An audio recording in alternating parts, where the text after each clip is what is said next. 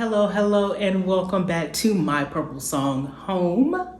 I pray that you are having a fantastic day. I pray not only for this day for you, but the week for you, as well as this month of May. It feels like the year is flying by. I know it has been for me. But nonetheless, I'm so thankful that you are here watching me, and I am going to jump right into this video. We are officially in a new month, and May is Mental Health Awareness Month. And I truly felt like I should go deeper into this topic with you, because here's the reality. Major relationship changers are one of the top emotional stressors a person can experience in their whole life. Psychologists ranks breakups, divorces, betrayal, and major relationship conflict alongside losing a loved one, losing a job, major illnesses, financial crisis, moving, or major life transitions. These kinds of life changes don't just affect your heart, they affect your whole entire nervous system. Research shows that relationship stress can trigger anxiety disorders. They can trigger depression. They can contribute to sleep disturbance, panic attacks, loss of appetite or emotional eating, difficulty concentrating, identity loss, and emotional burnout. And for many people, the end of a long-term relationship can feel like a mental and emotional breakdown because your brain is trying to process grief, rejection, change, and uncertainty all at the same exact time. And a lot of us also don't realize that if we don't treat one thing, that can affect a lot of other things in our life as well. You're not just losing a person, you're losing routines. You're losing future plans with this person. You're losing a version of yourself. You are losing the life that you thought that you were building. And that loss can be very heavy at times. And which is why I thought that this conversation was very important during Mental Health Awareness Month. Building relationships are a beautiful part of life, right? But they can also take a really heavy toll on your mental health. If you were here during the month of March, you know that we talked about relationships and love. And last month, we walked through a full series about taking care of your mental health and taking care of you after the relationship ends. But this month, we are going to go a bit deeper because relationships don't just touch your heart. They touch your mind, they touch your identity, they touch your confidence, they touch your spiritual life, your sense of safety, your trust, and sometimes even your purpose. On this video, we're going to talk about something that is a constant. It is something that comes up often, but a lot of it we don't understand. And that's closure. And I want to talk about it from a place of honesty, faith, and healing, because closure is not what we think it is. All right, let's talk about it.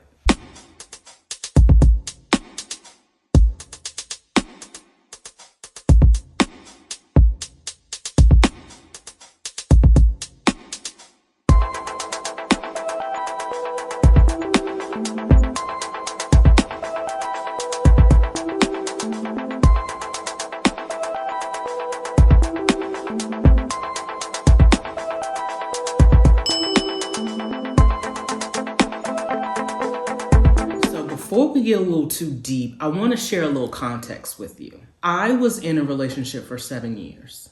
7 years of loving someone, 7 years of growing with someone, building a life with someone, and the relationship then ended very badly. He cheated on me. And I want to pause right here because a lot of you already feel the weight of that word.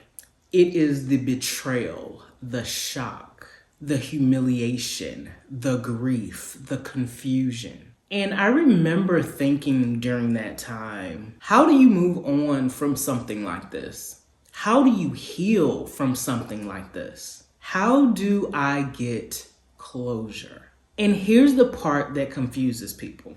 We are friends today. That part messes people up. Nothing more, but we are friends. And people think that is truly weird, and it probably is weird. But what people don't see is the journey that God took me through to get to this place. And to be transparent, it has been a little over 15 years, I think, maybe 17, I don't know. But it's been a minute. It's been a minute. But nonetheless, we were together for 7 years. That relationship and the ending that we had taught me one of the most powerful lessons of my life. He taught me how to forgive. And today I want to talk about what closure really truly means emotionally and spiritually.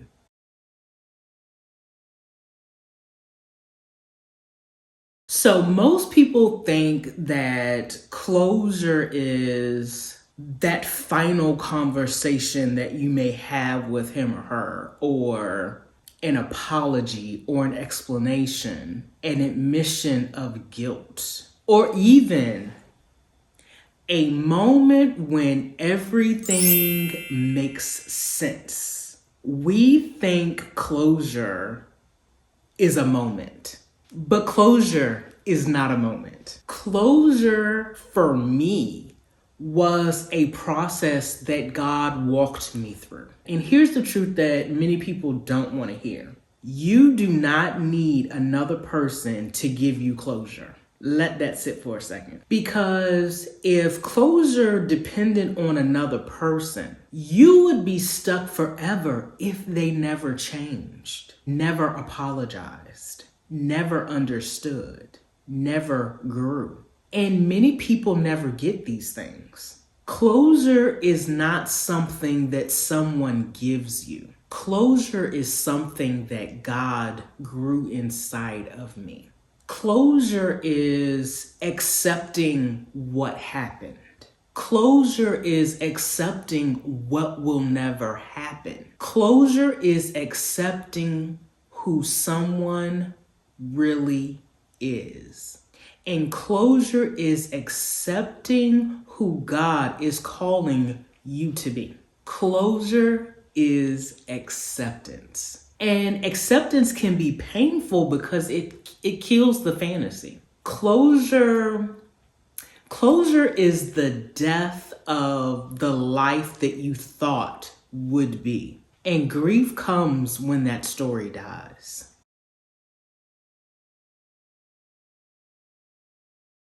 All right, so let's talk mental health for a moment. Research shows that betrayal and breakups can trigger the same brain activity as withdrawal from addictive substances. It can also be the same as grief from death, and also major depression symptoms. Because romantic relationships activate dopamine, which could be pleasure, serotonin, which could be stability, oxytocin, which is bonding. And when the relationships end, that's when the brain experiences withdrawal. This is why relationships feel like detox when they end. You're not crazy. Your brain is literally recalibrating. Studies show breakups significantly increase anxiety and depression symptoms. Long-term relationships ending often trigger identity loss. Betrayal trauma can create symptoms similar to PTSD. So when we say closure is hard, we are not being dramatic. Your heart and brain are literally going through withdrawal and grief at the exact same time. And that is scary. But check this out. We struggle sometimes because we confuse people with promises. We sometimes think if the relationship ended, then maybe God's plan failed. No, God's plan didn't fail. God's plan just unfolded. Romans chapter 8, verse 28 says, God works all things for the good. Not some things, not the pretty things, all things. Even betrayal, even heartbreak, even endings you didn't choose.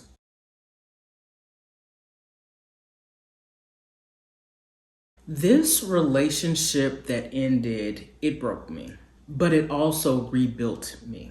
Before the breakup, my identity was tied to this relationship. My future plans included him. My prayers included him. My comfort included him. And when it ended, God asked me a question. Who are you without this relationship? That question terrified me because I had to rebuild my confidence, my independence, my identity, my relationship with God. And this is where forgiveness entered into the story. Forgiveness is truly the doorway to closure, not because the other person deserves it, but because you deserve the peace. Let me set this straight for you. Forgiveness does not mean what they did was okay. Forgiveness does not mean that they deserve access to you. It does not mean that you forget what happened, and it truly doesn't mean that you have to trust them again. But forgiveness does mean that I release the anger so it stops poisoning me. Not forgiving someone keeps you emotionally tied to someone who is no longer in your life. Forgiveness cuts that emotional cord, and that is closure.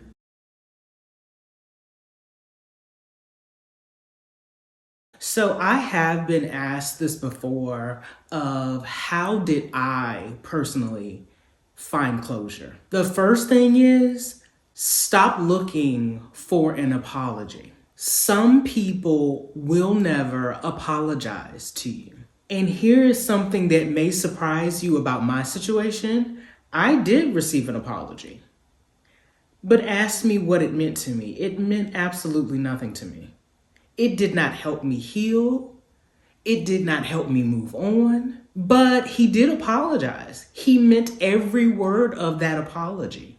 I felt it. I knew he felt bad. I knew he carried guilt from what happened. But that apology just did not make me feel any better. It didn't suddenly take away any of the pain that I was feeling. It didn't erase any of the bad memories. It didn't restore my trust. It didn't give me the peace I thought it would. And that was a huge moment of realization for me because I had spent so much time believing that an apology, a true apology, was the missing piece to my closure. I thought that once he apologized, like truly apologized, because here's another thing too, not to go off on a tangent, but when somebody apologizes right after a situation, I'm like, they don't mean that. But this was years after the fact. And I thought that once he finally truly apologized, that would make me feel better. But once that apology came, I was like, okay.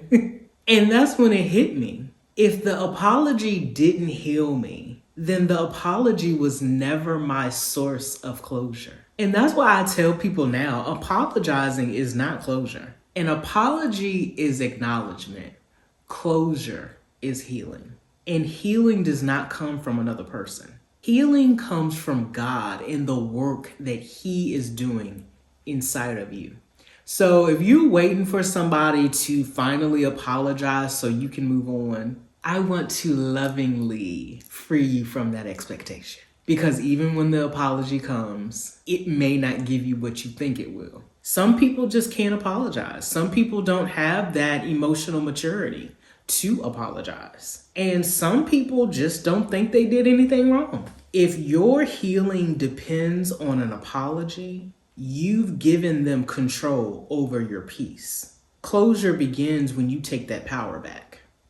Remember that. The second thing I want you to do is accept the reality of who they are. We grieve the potential more than we do the person. We grieve who they could have been, what the relationship could have been, and what the future could have been. But closure requires accepting the reality of who they really are. The third thing I want you to do is understand your purpose. I truly believe that the relationship I was in happened for a reason. Not because the pain was good, but because the growth was necessary. That relationship taught me forgiveness. It taught me boundaries. It taught me emotional strength. It also taught me that I had identity outside of relationships. It also taught me to trust in God's plan. Sometimes the relationship's purpose is not for this lifelong love and you're gonna get married. Sometimes the purpose is transformation. This next one was huge for me, and it can be for you too. And that is to forgive. I know that's hard, but it is necessary. Jesus forgave people who crucified him. So forgiveness is not about fairness. It's about freedom. Forgiveness will free you. It freed me.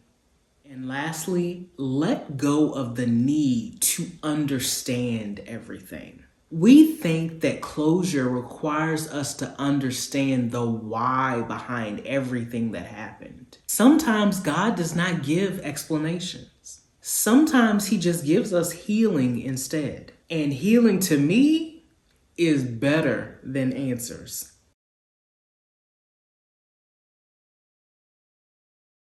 Like I said earlier, today we are friends. It did not happen overnight. It did not happen in a couple of years. This has happened over time, over a lot of time. A lot of time. But here we are. That friendship is proof of God's healing. There's no reconciliation. There's no romance, just peace. And I know that sounds strange and weird to people, but here we are. Forgiveness changed everything. And next week, we're doing something different.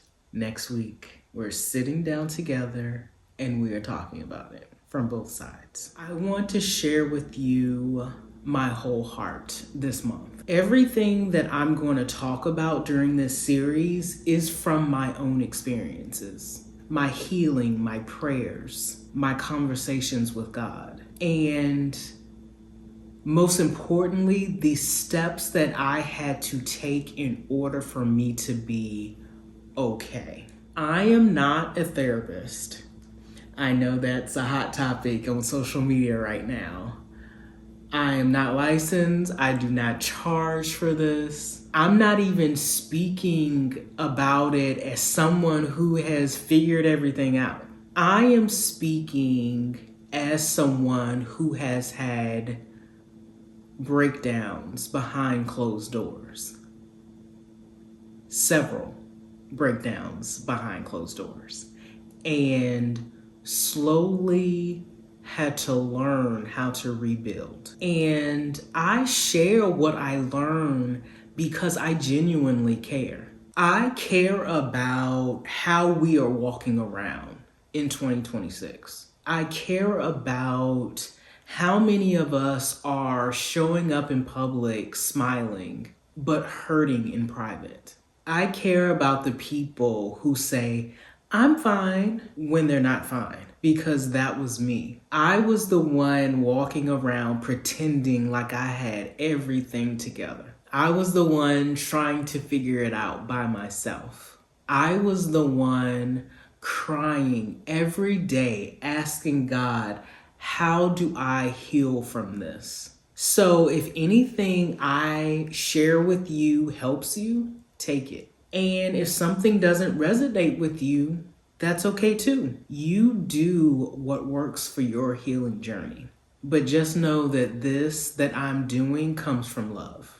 And it comes from a place of wanting to be healthier together. The entire month, we are going to be continuing this conversation. Next week, like I said, we're going to be sitting down talking about both sides. Then we're going to go even deeper in the month. So just to give you a little sneak peek into the month.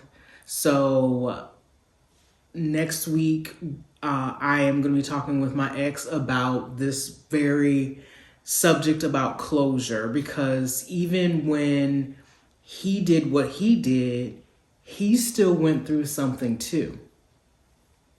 We often think about ourselves in situations, but even though he did what he did, he was still going through his own healing and wanting to be better and trying to move on from the relationship as well. It's not always about the person who was done wrong. It's another side of the story as well. Then there's another topic that I want to touch on, and that is the fear of moving on and forgiveness. We're going to talk about the fear of being alone and the guilt that we carry, and why forgiveness is about freedom and not reconciliation. We're talking about how to move forward without bitterness that we sometimes tend to carry on in the next relationship that we're in. I mean, we can go 50 million different routes with this topic, and I'm gonna have help telling it. So I'm excited about, this month and what's coming ahead. We are gonna close this month with something incredibly important, and that's healing yourself before moving on.